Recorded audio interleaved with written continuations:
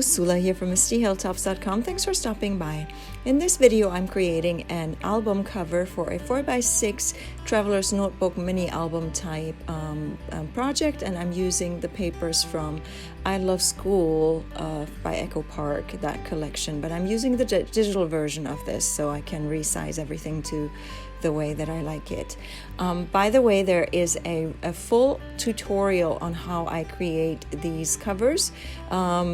This is for a 4x6 Traveler's Notebook cover, and so you can find that. I will leave a link in the description box below.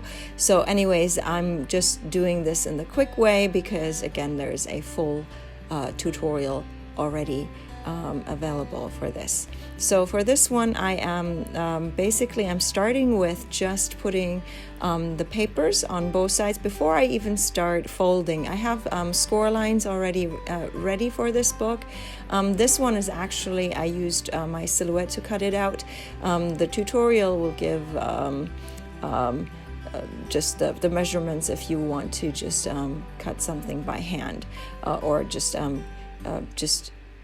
trim this and create it, just by your hand.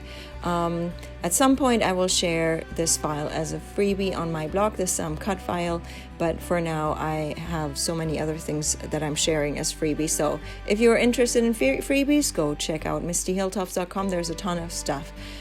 So anyway, here I am paying attention to, there is the side, then there is the front and the back, and then there is a little flap that goes still across the front of the book, so it'll fully envelop the journal or the Traveler's Notebook inserts that will go inside.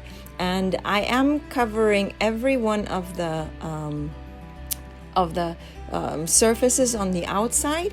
I am not covering this part where there will be the elastic that will be pulled through.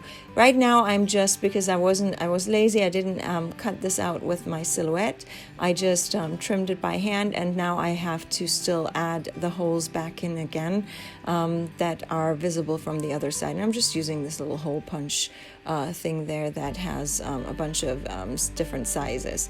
So here I have the holes back in. I'm just making sure they to poke them fully through, and so I still haven't done any folding, because I find that then once I start this folding of a project, then it doesn't lie so nicely when I'm still gluing things on there. So it's easier for the gluing part to keep it flat. And then once I am done with all the other parts, the gluing and the stringing of it, then I can, in the end, I will fold it. So for now, I am just now ready to fill the inside cover, and I have to pay attention that I have it the right side up, because the paper is directional. This one isn't necessarily, but I like that wider blank strip at the top of this page. So then I'm leaving one of basically the spine of the book. I'm leaving blank because it'll be all covered up by the strings, not fully covered up, but then covered up by the inserts. So it really doesn't matter. I wasn't going to waste nice paper on it, and only the parts that actually will be visible in this book is what I'm using here, is what I'm covering here. And then I have the elastic, and there's that little hole in the center there. It's already cut with my silhouette, because again I cut this entire piece with my silhouette, and it's easier for me because it has all the score lines and everything. But obviously, because I added the paper there, I still needed to add that hole. For this part, it's not even important yet, because here I'm just adding the strings. So these strings go, well, it's not a string, obviously, it's elastic.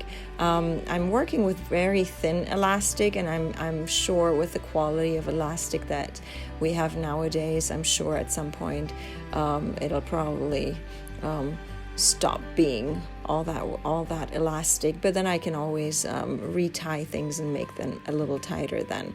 But for now, I am just stringing it up, and I'm starting with a hole in the center. So there's 5 holes because I can actually add 6 sets of inserts this way. So there's 5 holes, and I'm starting with the middle hole. So 5 holes at the top and 5 holes at the bottom, and so the third hole of these 5 holes is where I'm starting, and then I'm going in one direction, always making sure I go straight down. And so again, there's this tutorial that will show you exactly how I string things, so I'm not gonna explain it all here. I'm just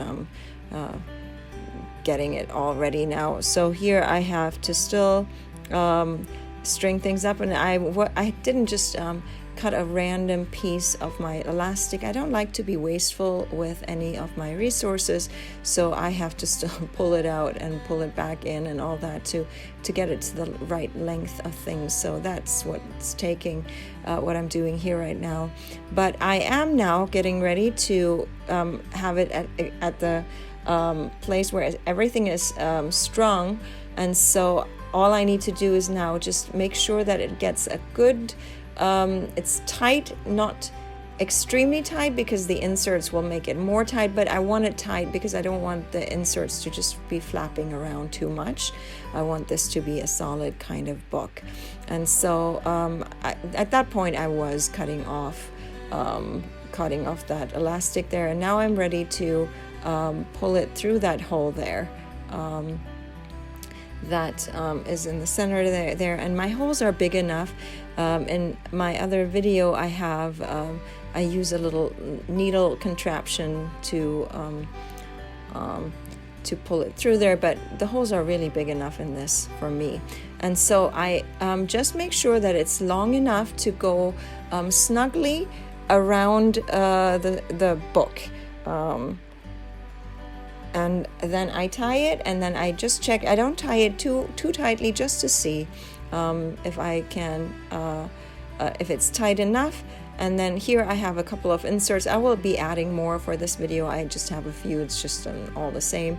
So these are exactly 4x6 in size, and so double that. So it's a 4x8 inch size of cardstock that I just fold in the middle, score and fold in the middle.